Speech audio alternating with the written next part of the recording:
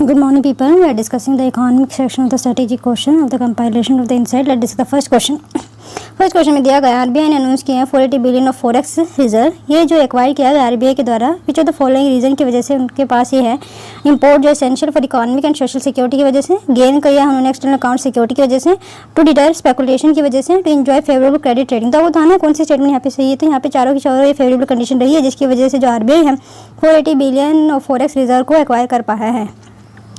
तो अगर हम बात करें India foreign forex reserve state जो 480 बिलियन फिलहाल है प्रेजेंट में, RBI for the following reason to defend के on rupee when needed, to gain external account security, to enable security to globalise further, import जो essential for economy and social security के regarding import करना पड़ा तो अपनी help दे सकते हैं, to deter speculation, to enjoy favourable rating by sovereign credit rating agency. Second जो question है फैंटम एफडीआई समटाइम न्यूज़ में रहता है वो किस चीज़ से रिलेटेड है। तो आपको पहला ऑप्शन दिया जाता है investment done by high net worth individual, इसको हम ग्लिट्स सिक्योरिटी बोलते हैं शायद, ग्लिट्स एज या फिर gilts security. Investment done in a greenfield project, जो इन्वेस्टमेंट ग्रीन फील्ड प्रोजेक्ट में किया जाता है। इन्वेस्टमेंट जो pass through empty corporate shell, investment किया जाता है कॉर्पोरेट शेल, एम्प्टी जो कॉर्पोरेट शेल होती है ननोदावा। तो आपको बताना है अबाउट 15 ट्रिलियन, यहाँ पे सी ऑप्शन सही है। 15 ट्रिलियन 38% ऑफ द वर्ल्ड जो एफडीआई है इन 2017 वाज फैंटम कैपिटल थी, was tailor made in trim tax bill of multinational company and tax havens were being used to funnel this investment. According to a study put by the IMF, ये 37% की जो ये study की गई है 37 ये IMF के द्वारा की गई है। रफली जो half of the phantom FDI है investment at pass empty corporate shell with no real business activity से नहीं होती है, बल्कि पास ये जो आती है कहाँ से, लक्समबर्ग नीदरलैंड जैसे कंट्री से आती है जो ये शेल वगैरह। नेक्स्ट जो क्वेश्चन है that is related the treasury bill, इसके रिगार्डिंग क्वेश्चन है ट्रेजरी बिल। ट्रेजरी बिल जो शॉर्ट टर्म सिक्योरिटीज होती है जो बिहाफ गवर्नमेंट आरबीआई इशू करते हैं और इसको यूज़ किया जाता है मैनेजिंग शॉर्ट टर्म जो liquidity need of the government. Second जो ट्रेजरी बिल इशू किया जाता है डिस्काउंट टू फेस वैल्यू पे वाइल द जो holder get the face value in maturity, तो फेस वैल्यू होल्डर गेट करता है। मान लिया जाए ये 7 रुपीज़ है, ठीक है, और ये 6 रुपीज़ में बेचा और उसके उस डिस्काउंट ट्रेजरी बिल के ऊपर 10 रुपीज़ लिखा हुआ है, तो ये फेस वैल्यू होगी। तो 10 रुपीज़ जो है उस मेच्योरिटी के बाद उस पर्सन को मिलेगा जिसके पास ये जो मेच्योरिटी होल्डर है।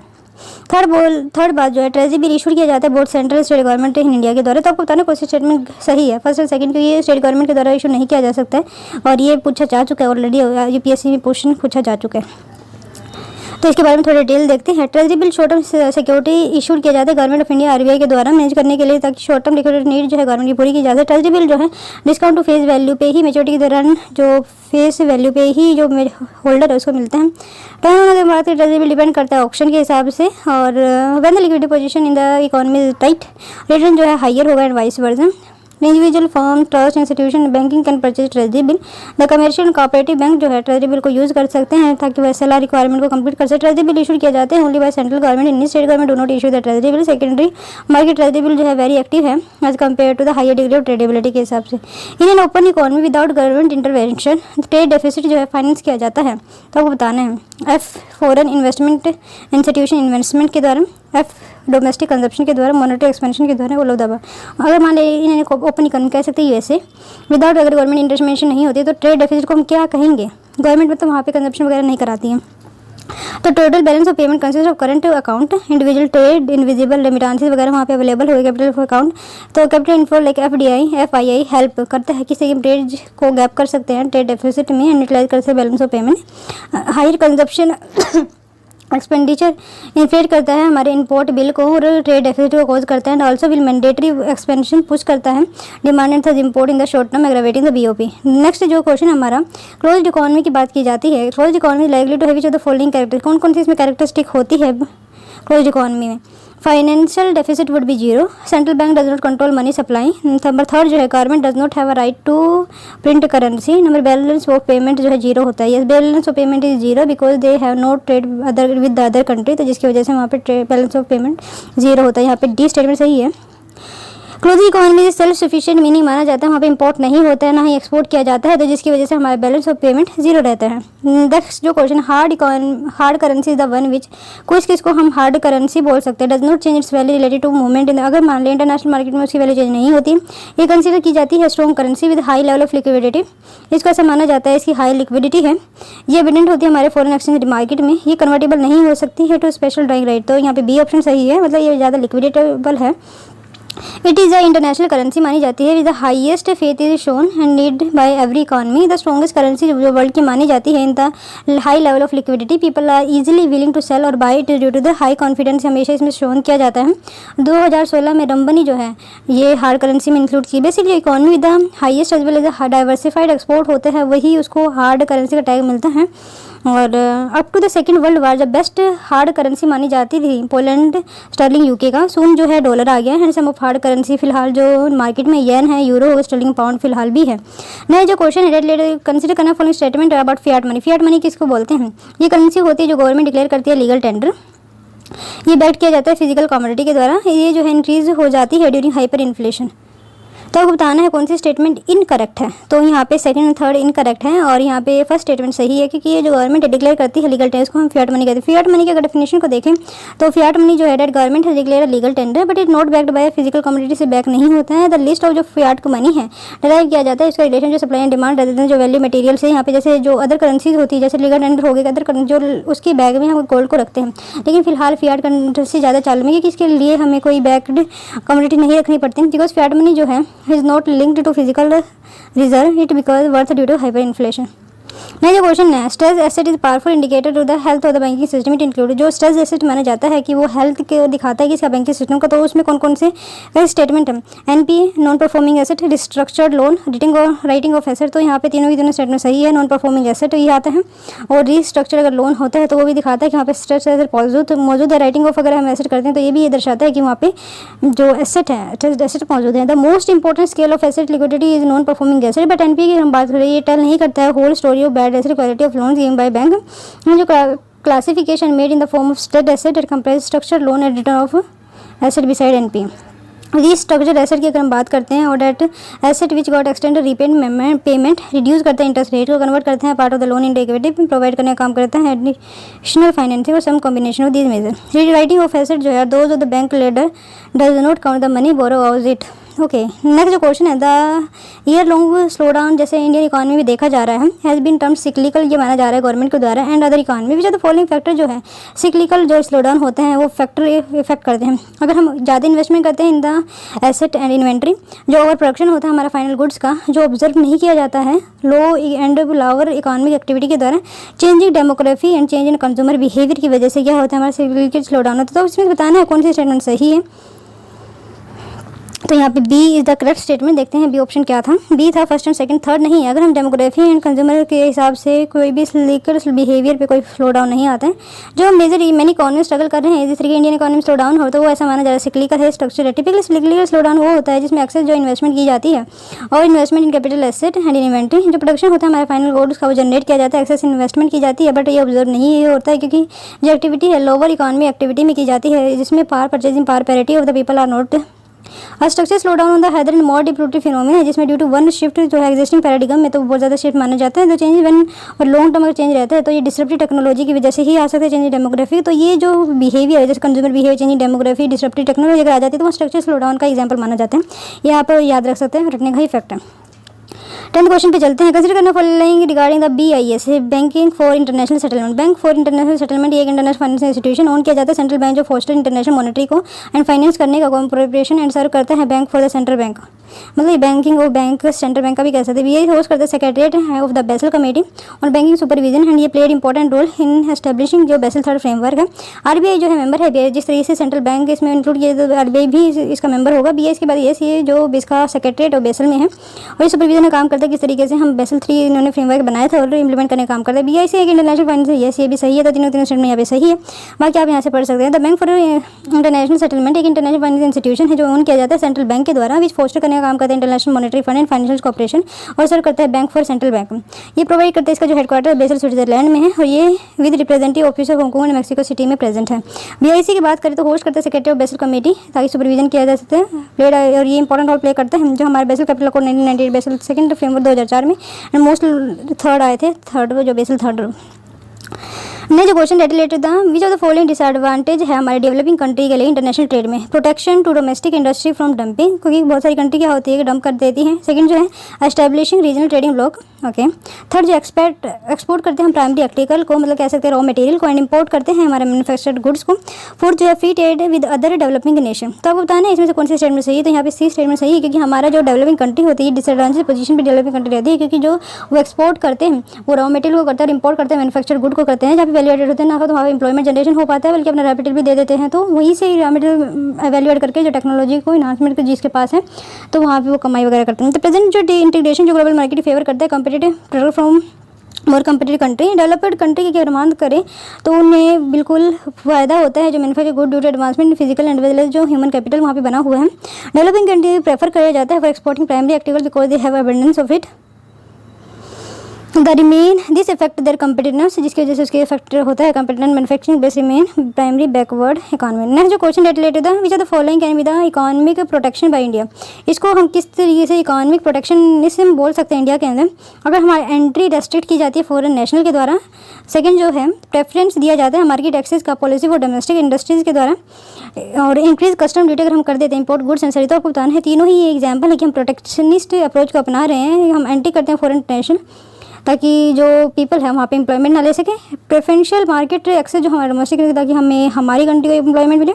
इंक्रीज कस्टम ड्यूटी ताकि इंपोर्टेड गुड हमारी कंट्री में ना आ सके, ताकि फिर अगैन इन्फोर्स करेगा कि हमारी जो मार्केट है हमारी डोमेस्टिक वो इन्हांस हो। तो protectionism can be attempt to protect domestic industry from global competition. Restrict करता है ये मूवमेंट जो हमारे पीपल का लेबर गुड सर्विस जो कंसिडर किए जाते हैं अंडर इकोनॉमिक प्रोटेक्शन। प्रेफरेंस की अगर हम बात करें डोमेस्टिक इंडस्ट्री क्रिएट करता है barrier for other MNC that can desire investing in India. India की अगर increasing custom duties on important goods and service render करते हैं India goods to be more competitive than goods imported from abroad. Next जो question है 13 question पे आप पहुंचे हैं which of the following can lead to increase and saving in forest reserve in India. इनमें से कौन सी एक्टिविटी जो है हमारे इंडिया के फॉरेस्ट रिजर्व को बढ़ाती है। अगर हमारा rise in investment by foreign portfolio investor, तो इसकी वजह से क्या होता है कि इंडिया स्टॉक एंड एफडीआई जो इंक्रीज होती है। फॉल अगर हमारा क्रूड प्राइस में होता है तो जिसकी वजह से हमारा फॉरेस्ट रिजर्व बचता है। थर्ड जो है फॉल अगर होता है हमारा ओवरसीज रेमिटेंसेज का, तो जो फॉरेन ट्रैवलर फ्रॉम इंडिया अगर वो कम होते हैं तो उसकी वजह से हमारा फॉरेस्ट बढ़ता है। कट होता है कॉर्पोरेट टैक्स अगर इंडिया कम करते हैं तो जिसकी वजह से हमारा फॉरेक्स बढ़ता है। तो आपको बताना है कौन सी स्टेटमेंट सही है। तो यहाँ पे चारों के चारों एक एग्जांपल हो सकते हैं कि जो हमारा फॉरेक्स रिजर्व इंडिया में इंक्रीज होता है। Okay, why the forex reserve rising despite the slow down in the economy. The major reason जो हमारा फॉरेक्स रिजर्व का है ऐसा माना जाता है investment in foreign portfolio investment ज़्यादा है इंडिया के अंदर, और एफडीआई में भी। एफडीआई की अगर हम बात करें उसने स्टेक सेवरल इंडियन कंपनीज में एक्वायर किया है between last 2 months according to the data जो रिलीज किया गया आरबीआई के द्वारा। वाइल द एफडीआई इनफ्लो जो है 4 बिलियन ही रहा है इन मार्च में, और अकाउंट किया है 2.1 billion in April. After pulling 60,000 crore people ने वहाँ से निकाल लिया पैसा डेट एंड इक्विटी की फॉर्म में segment in March for portfolio investment जो है who expected turn out in the economy latest this year have low now return to the Indian market again. Broad stock यहाँ पे फिर again से यहाँ पे ब्रॉड करना स्टार्ट कर दिया। हम समझा दे रहे हैं जो falling crude oil price again helping कि हम अपना फॉरेक्स रिजर्व को बचा के रखें। ओवरसीज रेमिटेंस और फॉरेन ट्रैवलर जो है फॉलन स्टेपली डाउन 61% इन अप्रैल, और जो ये जंप हुआ है reserve see over the last 9 months started with the finance minister. Okay, नहीं जो क्वेश्चन है डेट रिगार्डिंग कंसिडर करना फॉलोइंग स्टेटमेंट को। आरबीआई जो है फंक्शन है कि वो कस्टोडियन एंड मैनेजर का काम करता है जो हमारे फॉरेक्स रिजर्व होते हैं। सेकंड जो स्टेटमेंट बोली गई majority of India's currency reserve है वो डिपॉजिटेड है हमारे सेंट्रल बैंक में under the liberalised remittance scheme. Individual from India जो है अलाउ करता है रेमिट अपॉन 25 बिलियन, ये 25,000 है ना कहीं 25। तो आपको बताना है इनकरेक्ट स्टेटमेंट कौन सी है। FDI to another company for investment. Okay, तो आपको बताना है कौन सी स्टेटमेंट इनकरेक्ट है। सेकंड एंड थर्ड इनकरेक्ट है। क्यों? आरबीआई को कस्टोडियन माना जाता है, ठीक है।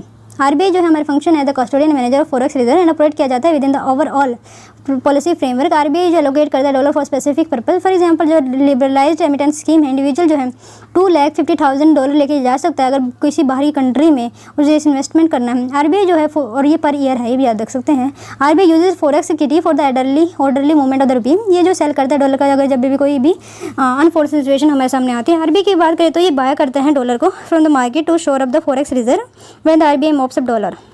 अगर हम बात करें आरबीआई एक्ट 1934 की जो ओवरऑल लीगल फ्रेमवर्क है वो डिप्लॉयमेंट करने का काम करता है reserve different foreign currency asset and gold with the broad parameter currency instrument issues counter parties. 64% जो है foreign currency reserve are held in security like treasury bill of foreign country. मतलब जो हमारा 64% है फॉरेन करेंसी जो है हमारा treasury bill की फॉर्म में फॉरेन कंट्री में रखा हुआ है, मेनली द यूएसए में। 28% डिपॉजिट किया गया है फॉरेन सेंट्रल बैंक में एंड 7.4% जो डिपॉजिट है in commercial bank have grown according to the RBI data. जो रिटर्न है इंडिया का forex reserve regard in foreign central bank and the commercial bank is negligible, well the RBI is not devalued the return जो हमारा forex investment analyse set it around 1% और less than that. Consider the following interest rate in the US and euro zone. There was a demand कि किस तरीके से हम quarter date forest reserve जो है वो हमारे इंफ्रास्ट्रक्चर डेवलपमेंट के लिए जा सकते हैं, और जो आरबीआई है अपोज करे इस प्लान को। अगर बात करें हम another issue is the high ratio of volatile flow which is around 80%, this money can exist at a fast pace. मतलब ये है कि अलग अलग जगह पे आरबीआई ने रखा हुआ है, हमारे सेंट्रल बैंक के पास ज़्यादा फॉरेक्स नहीं है। कंसिडर करना फॉलोइंग स्टेटमेंट को regarding finance secretary regulatory appointment search committee. मतलब क्या है, फाइनेंशियल सेक्टर रेगुलेटर जो होते हैं उसको अपॉइंट सर्च कमेटी के बारे में ये स्टेटमेंट है और करेक्ट पूछा गया है। फायर कम रिकमेंड करते हैं जो अपॉइंटमेंट है किस तरीके से हम आरबीआई गवर्नर का और चेयरमैन कर सकते हैं सीबीआई का, सॉरी सेबी का। सर्क जो है हेड की जाती है फाइनेंस सेक्रेटरी के द्वारा। तो आपको बताना कौन सी स्टेटमेंट सही है। तो यहाँ पे सिर्फ फर्स्ट स्टेटमेंट सही है क्योंकि जो ये चेयर की जाती है हेड किया जाता है कैबिनेट सेक्रेटरी के द्वारा, और ये सबसे हाईएस्ट पोजीशन मानी जाती है हमारे कंट्री में। जो शॉर्ट लिस्ट कैंडिडेट हो उसका इंटरव्यू किया जाता है बाय पैनल जो economic affair secretary and 3 external member होते हैं डोमेन नॉलेज के। बेस्ड ऑन द इंटरेक्शन जो इस तरीके से फार रिकमेंड करता है अपॉइंट कमेटी के, तो वो उसको अपॉइंट कर देते हैं, और जो फिर नरेंद्र मोदी मतलब प्राइम मिनिस्टर के बाद वो अप्रूवल जाता है, देन उनका काम होता है वो उनको अप्रूव करना चाहते हैं नहीं कर जाता है। अंडर इम्पोर्ट सब्सिट्यूशन अगर हम मैकेनिज्म की देखें, गवर्नमेंट ने प्रोटेक्ट करने का काम करती है जो हमारी डोमेस्टिक इंडस्ट्री है फ्रॉम फॉरेन कंपटीशन। एक्सपोर्ट जो है डिस्करेज किया जा रहा है when they reduce domestic consumption and the production. मतलब जिस तरीके से हमारा रिड्यूस हो डोमेस्टिक कंजप्शन तो उसको हम एक्सपोर्ट को भी डिस्करेज, तो ऐसा तो ये गलत ही हो जाएगा। तो ये फर्स्ट सही है, गवर्नमेंट प्रोटेक्ट करें हमारे डोमेस्टिक इंडस्ट्री को। जैसे आरसीईपी में हमने पार्ट नहीं किया, या फिर हम बहुत सारे टैरिफ लगा रहे हैं, डंपिंग ड्यूटी लगा रहे हैं, या फिर बहुत सारे अभी जो चाइनीज़ ऐप है उसको भी हम कह सकते हैं। द पॉलिसी जो हमारे इंपोर्ट सब्सिट्यूशन की है वो हम एम कर रहे हैं किस तरीके हम सब्सिट्यूट कर सकते हैं इंपोर्ट विद डोमेस्टिक प्रोडक्शन के साथ। अगर हम बात करें एग्जाम्पल इंडिया का लेते हुए, गवर्नमेंट प्रोटेक्ट कर रही है हमारी डोमेस्टिक इंडस्ट्रीज को from foreign competition so that the same production जो है इंपोर्ट की can take 2 forms tariff and quota के थ्रू ही। अगर हम बात करें बेस्ट एग्जांपल जिस तरीके से make in India rather than import to India, firm जो है export goods service like mobile phone को कर सकते हैं मैनुफैक्चर जो इंडिया में होता है, और एफडीआई को इन्हांस करने का काम करते हैं। लेट्स इसका द नेक्स्ट क्वेश्चन एसडीआर के रिगार्डिंग है। एसडीआर जो international reserve asset created administer किया जाता है आईएमएफ के द्वारा। एसडीआर जो exchange for freely usable currency, a gold जो बैक सेकंड जो स्टेटमेंट था SDR can be exchange by freely usable currency. Third जो स्टेटमेंट गोल्ड जो बैक किया जाता है मैंडेटरी अगर हम nation to provide SDR deposit, और एसडीआर जो है फाइनेंशियल क्लेम किया जा सकता है IMF on the MEF as the most international organisation. तो आपको बताना कोई स्टेटमेंट, तो यहाँ पे फर्स्ट एंड सेकंड स्टेटमेंट सही है। थर्ड स्टेटमेंट क्यों गलत है पहले हम उसको देखते हैं। जो गोल्ड बैकिंग है वो मैंडेटरी नहीं है एसडीआर को डिपॉजिट कराने के लिए, बट ये जो डॉलर होते हैं कुछ एक्सचेंज रेट वहाँ पे जरूर रखना पड़ता है। एसडीआर की अगर बात है फाइनेंशियल क्लेम नहीं किया जा सकता आईएमएफ पे, क्योंकि ये जो मोस्ट इंटरनेशनल ऑर्गेनाइजेशन जो है ये एक्सेप्टेबल ऐसा नहीं होता है। तो देखते हैं इसके बारे में। एसडीआर जो है क्रिएट किए गए थे 1969 में सप्लीमेंट्री इंटरनेशनल रिजर्व एसेट। अगर हम बात करें कंटेक्स्ट जो Bretton Woods fixed exchange rate system की कंट्री पार्टिसिपेट जो करती हैं सिस्टम में नीड ऑफिशियल रिजर्व गवर्नमेंट और सेंट्रल बैंक होल्ड करता है gold and widely accepted foreign currency that could be the purchase domestic currency in foreign exchange market as required to maintain the exchange rate.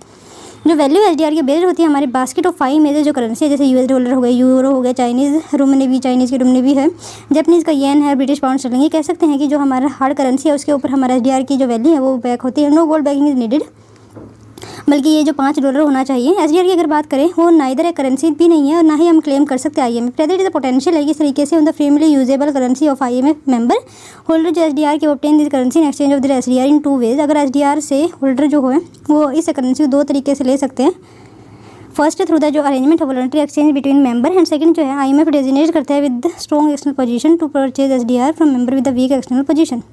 18 question पे चलते हुए तो following जो है best describe किया जा सकता है फिजिकल कंसोलिडेशन को। Strategy of the government to disinvest, जो गवर्नमेंट की स्ट्रेटजी है disinvestment to strengthen public sector enterprise to meet deficit. Policy जो अंडरटेकन किया जाता है गवर्नमेंट के द्वारा तक हम रिड्यूस कर सके डेफिसिट करने को मैनेज कर सकते हैं डायरेक्ट स्टॉक को। जो शेड्यूल बैंक एक्शन लेता है ताकि हम रिकवर कर सके जो loan from non performing asset है। गवर्नमेंट एजेंडा है जो परफॉर्म लोन डिसबर्सल मैकेनिज्म उसको शेड्यूल बैंक का थोड़ा चेंज हो।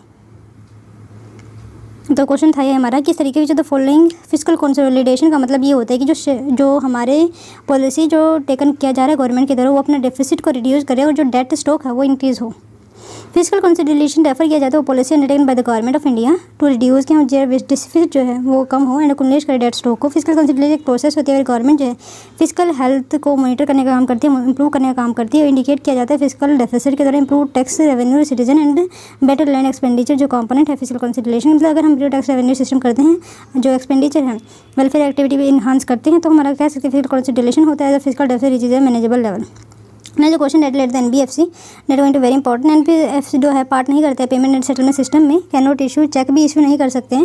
और एनबीएफसी जो है कैन एक्सेप्ट कर सकते हैं जो डिमांड डिपॉजिट और deposit insurance facility of deposit insurance credit guarantee corporation जो है अवेलेबल नहीं है टू डिपॉजिटर ऑफ एनबीएफसी। मतलब यहाँ पे फर्स्ट एंड थर्ड सही है। एनबीएफसी जो है payment and settlement system part नहीं कर सकते हैं। एनबीएफसी जो है एक्सेप्ट नहीं कर सकते डिमांड डिपॉजिट और डिपॉजिट इंश्योरेंस फैसिलिटी जो deposit insurance and credit guarantee corporation available नहीं है हमारे एनबीएफसी के द्वारा। NBFC lend and make investment and hence their activity akin to that of bank there are few difference. NBFC जो है can not accept demand deposit. अगर NBFC allowed to accept renew public deposit को allow कर सकते हैं within 12 month and maximum period जो 60 month का, और they can not accept demand deposit payable on demand.